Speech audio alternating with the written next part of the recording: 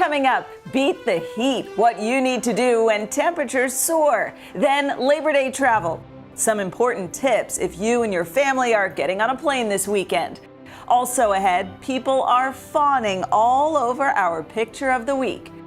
Plus, game on. The Paralympic Games are underway in France right now. We'll introduce you to one teenage Paralympian who is resetting the boundaries of sport with every stride he takes.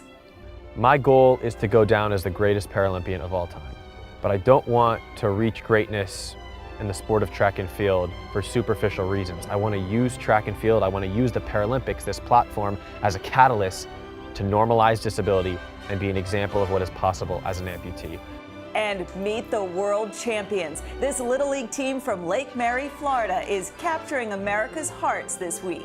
I mean, we stayed alive and we kept going and we never quit. This is NBC Nightly News, Kids Edition.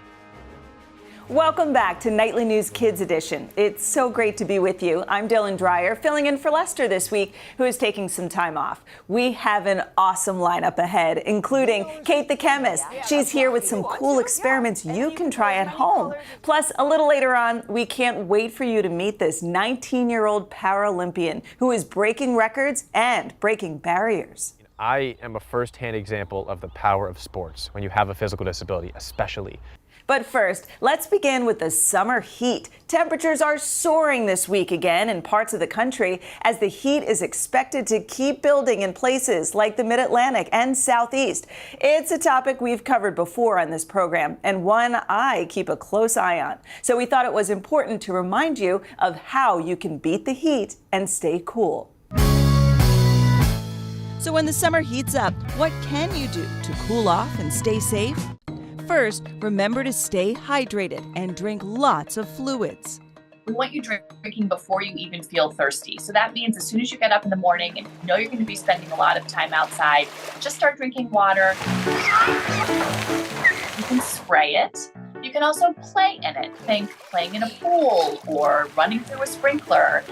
You can also eat water. Yep, you heard me. You can eat water in the form of salads and fruit and popsicles. Also, wear cool clothing and light colors. Think light and loose. And limit your activity outside if it's really hot. If it's more than 90 degrees outside, we kind of don't recommend spending more than 30 minutes at a time outside. And when you are outside, make sure to try to stay in the shade if you can, and try to stay inside between the hours of 11 and 2. That's when the sun is strongest. And when it comes to heat exhaustion and heat stroke, doctors say to look for these signs. Some of the earliest signs of heat exhaustion, would be feeling kind of tired. Maybe you might feel a little bit achy, like your muscles could feel a little bit sore. Your skin might start to feel kind of damp and cool. Once your skin starts to feel really dry and hot, that's when we get really concerned about something called a heat stroke, which can be much, much more serious. Well, the excessive heat comes as many families are getting ready to mark the Labor Day holiday weekend. Did you know Labor Day takes place on the first Monday of every September? It's an annual holiday celebrating the achievements of American workers. The origins date back all the way to the late 19th century, when activists pushed for a federal holiday to recognize the many contributions workers made to America's strength and well-being. The first Labor Day holiday was celebrated in 1882 in New York City. It became a federal holiday in 1894, nearly 20 years before the creation of the Labor Department. Labor Day also marks the unofficial end of summer, and many families are taking advantage of the long weekend and going away. So if you plan on getting on a plane, our friends at the TSA, the Transportation Security Administration, put together this video just for you with some important tips when it comes to air travel. Number 1, snacks. Cheese, crackers, fruits, and most other snacks are good to fly. Number 2, electronic. Your tablets, game consoles, and other electronics will need to be placed in bins for screening. Number 3. Liquids. If you can spread it, smear it, or spray it, it's considered a liquid. Number 4. Sports gear.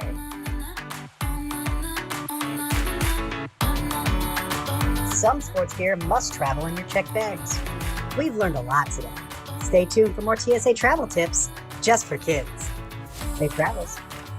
And our thanks to the TSA for those awesome tips. Meantime, the Paralympic Games are underway in Paris, France right now. More than 4,000 elite athletes from around the world are competing in a total of 549 medal events.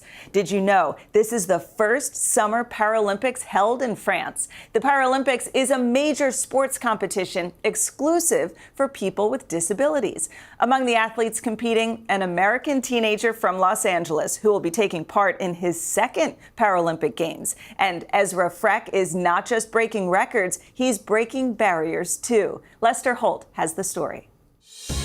Remember this face, because the teenager behind it is resetting the boundaries of sport. I never believe anything is off the table. I am a first-hand example of the power of sports when you have a physical disability, especially. Ezra Freck was born with congenital limb deficiencies. I was born with one finger on my left hand, and I had a lower left leg that was curved up towards my waist. At about 3 years old, I had a 15-hour procedure where the doctors amputated my left leg right at the knee and then took the big toe, put it onto my left hand. So then I went from having one finger, I couldn't really pick things up or hold things, to a second finger. There, I could hold my toys, I could pick things up, completely transformed my hand functionality. And then I got a stump that could fit into my prosthetic much easier. A prosthetic is an artificial device to replace a missing body part, and none of it stopped Ezra Freck from pursuing his passion, track and field. I don't feel fear. I don't feel nerves. I don't even get nervous before I compete. A determination that has led the 19-year-old to this moment. So the plan is to walk away from the Paris Paralympics with 3 medals, at least one of them gold. In Paris, Ezra is taking part in his second Paralympic Games after just missing a medal in the high jump in Tokyo. Have you been thinking about Paris ever since Japan? Absolutely, absolutely. My mind was constantly fixated on Paris. I walked off the track in 5th place. I was about 1 inch away from the bronze medal, and it was quite devastating. But then the second I walked off the track, I thought, I'll get the gold in Paris. That was my mentality, immediately shifted to the next games. Ezra is competing in the 100-meter, long jump, and the high jump, where he is chasing his own world record. So the way the prosthetic works, as an above-the-knee amputee, I don't have control over the lower part of my leg. This could swing all the time, and I can't stop that from happening. Only what I do to the top part, where my stump is, then controls the bottom. And so this is a big misconception. People watch the Paralympic Games and they see people running full speed and with blades and jumping really high, and they go, oh, that looks so easy. The truth is, I'm controlling a part that I don't even have direct control over. And so if I place my blade centimeters off, centimeters to the left, centimeters to the right, it can completely throw my entire run off. And so there's a lot of complexities that most people don't understand when they just see someone running with a prosthetic, but I have zero control over the lower part of my left leg, yet still able to run and compete at a high level. That's what makes the Paralympics so amazing. You have athletes that are overcoming so much, all these complexities, all these difficulties, all these variables to compete at the highest level. There's nothing like it in the world. Some kids out there may wonder, but people watching this wondering, is it painful? For people who have a more recent amputation, it can be painful. Luckily for me, because my amputation happened when I was so young, I've grown up this way. I don't feel any pain, I don't know anything different, and so it feels very normal for me. And I read that you're one of those people that verbalizes your goals. Yes. You spell them out. Yes.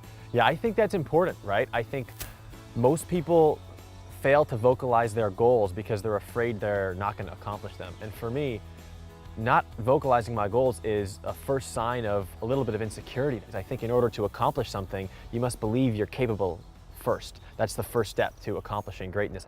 Meantime, Ezra Freck and his family are already championing others through their nonprofit, Angel City Sports in Los Angeles, providing access to adaptive sports for people with disabilities. Ezra's an old soul, and so there was depth and wisdom within him far beyond. Ezra means the teacher, the helper.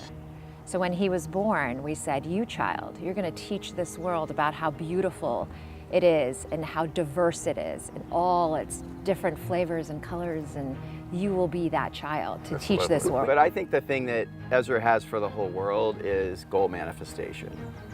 You know, dreaming big, setting the goals, and doing the work to achieve them. You know, when Ezra was young, Ezra credits his parents for making him feel secure in his own skin. I would say the main reason that I am secure in my disability, the main reason I've gotten through those tough times surrounding insecurities that I had as a young kid came from my parents, particularly my mother, who, when I was very young, told me, you walk into every room with your chin up, chest out, and walk in like you own the place. Don't retreat to those insecurities about your disability.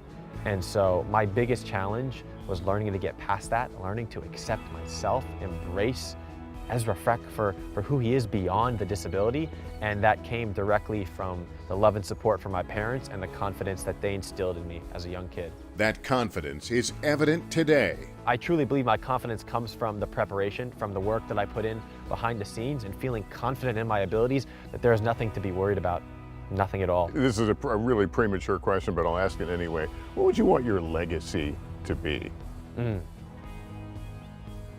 My goal is to go down as the greatest Paralympian of all time, but I don't want to reach greatness in the sport of track and field for superficial reasons. I want to use track and field, I want to use the Paralympics, this platform, as a catalyst to normalize disability and be an example of what is possible as an amputee. Something Ezra Freck is doing with every stride he takes.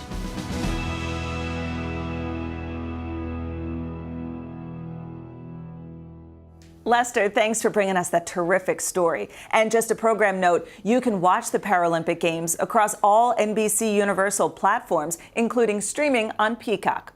Well, speaking of inspiration, let's turn to our Inspiring Kids series this week. A team with heart and determination from Lake Mary, Florida, won the Little League World Series, becoming the first team in the state's history to win the title. The victory came in extra innings on Sunday, but the celebration continues. We get details from our friend Tom Yamas. It was a homecoming like no other. Lake Mary Little League champs touching down at home in Florida after a thrilling victory on Sunday. We knew that these kids in this league would do something spectacular like this. Lake Mary beat the Chinese Taipei team in the Little League World Series in extra innings.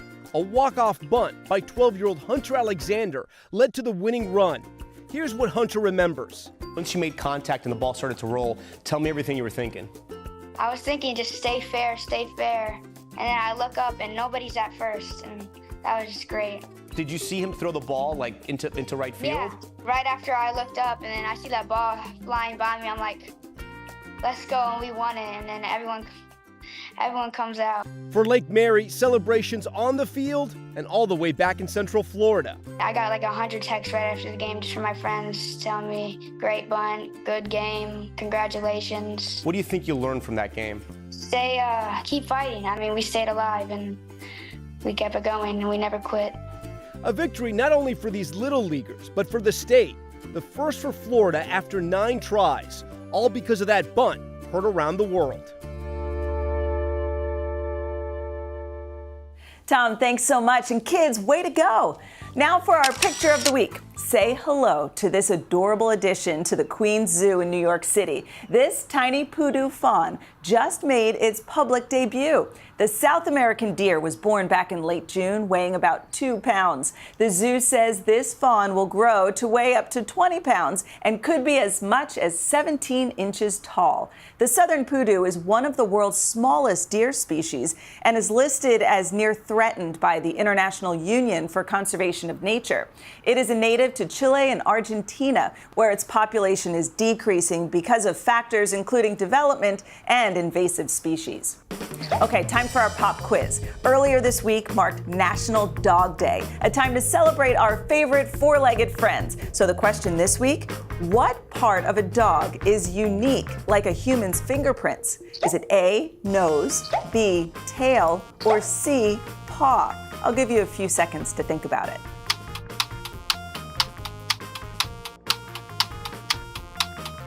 Okay, time's up. The answer is A, nose. That's right, all dogs have completely unique nose prints. No two are the same. Dog noses also possess an incredibly powerful sense of smell. This makes them a big help to law enforcement in finding missing persons and keeping people safe. Finally, it's back to school time, and here to show us how science can be fun with some experiments you can try at home with a parent or a grown-up is our good friend Kate Bieberdorf, author and host of the podcast Seeking a Scientist. Kate shared some easy and super cool back-to-school science experiments for kids on the Today Show recently. Check it out. So these are back-to-school experiments. My challenge was these are things that teachers can do easily, and it doesn't make too much of a mess. So you'll have to let me know how I did here. So for this first one, floaty magic markers, you need a white plate, you need water, and a dry erase marker. So grab a dry erase marker, and what you're going to do is draw something on the plate. Don't push hard, though. So I'm going to draw like a stick figure, and we just don't want to push too hard. PG. Perfect. Great. Yes. Love it. Okay, so then what we're going to do is take this and we're going to pour water onto the plate, but you don't want to pour it directly onto the dry erase marker. And do you see ahead of mine? It's starting to lift, and now its legs are lifting, and essentially you're going to be able to get a dancing. You see that? Isn't it cute? See, yours is lifting too. It's adorable. Oh, I know I messed mine up, but let's move it over there a little bit. Is that just water? This is just water, just dry erase markers. Isn't that cool? It's so easy, and you can make it dance. You can write words. You can do all kinds of things. Little kids would have fun with that. I think that's super cool. I'm going to do that with my friends. There's an oily silicone polymer in here that allows that to happen. I was going to say it's a There's special marker. Let me slip it in there. No, it's a dry erase marker. Any dry erase marker will work. Yep. Tiny dancers. Tiny I love dancers. the title. Okay, so for this one, what you're going to need is a AA battery. Grab a AA battery. And then you're going to need 3 strong magnets. And so these are neodymium magnets, and we're going to put the positive end down on the magnets. Perfect, just like that. Good.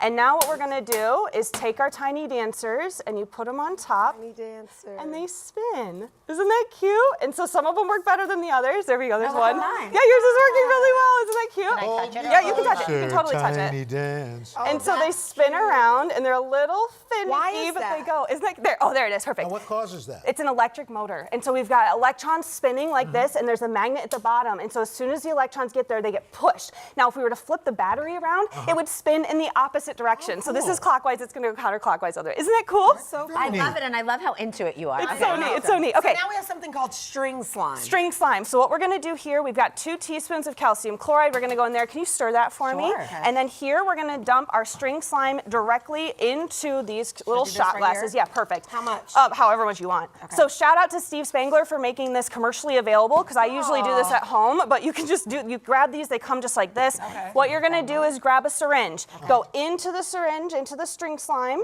pull this gorgeous color. Then you're going to come over here, Chanel, you want to do it? Yeah. And you're just going to inject it right into that bowl. So, like this? Yeah, just like that. Perfect. Oh, you did it perfectly. Should I keep spinning? If you want to, yeah. And then you can do as many colors as you want. Is it gonna come out? Can I comes pull it through. out? Yeah, of course. Oh, wow. And then you can do. make your own silly. You make your own silly. Isn't it great? Isn't it great? Look at that. How they make silly? Yeah. And so this is basically a sodium alginate solution. If you've ever had gummy worms or gushers, it's the exact same type of science, but you can't eat this. Just to be very clear, don't eat this. But this is super easy. Now, what is this? Yeah, I'm super Okay, last one. Hatching dinosaur eggs. So what we have here, you take baking soda, you dump about 2 tablespoons of water in there. You need some confetti, obviously, and then we would add some food coloring in there. Mix. You're gonna create a ball, just like that. Shove a dinosaur in it. Okay, so now we have a ball that is. What I want you to do is take this vinegar over here. Either whoever wants to do it, and you're gonna dump it on here. And what we're gonna do is see if we can find our dinosaurs. That's a lot. Go on the other one too. Go on the other one. It's like a dinosaur version of the king cake. Exactly, yeah. And so if you dump it right on one. Okay. And so you can see it crack, and then the dinosaurs come out in the middle. Here, let me come over on this side. And you can see that they hatch. It's super cute. So you can do one just in a bowl, put the dinosaur in there, baking soda, vinegar, that's all you need. We love science. Go Notre Dame. That's amazing. That's amazing. Go blue. There Do you birthday go. parties? Kate, we always Sure. love having you here. I can do it. She's available for bar mitzvahs and birthdays. Okay. Check out Kate's podcast, Seeking a Scientist. Yes. It is out right now. That was so great. Well, that's going to do it for us. Parents, just a reminder, if your child has a question about any topic in the news, email a video to us at nightlynewskids@nbcuni.com, and we'll try to answer them in an upcoming episode. You can also follow us on Instagram at @nightlykids. Thanks for watching, and as Lester likes to say, remember, take care of yourself and each other. So long.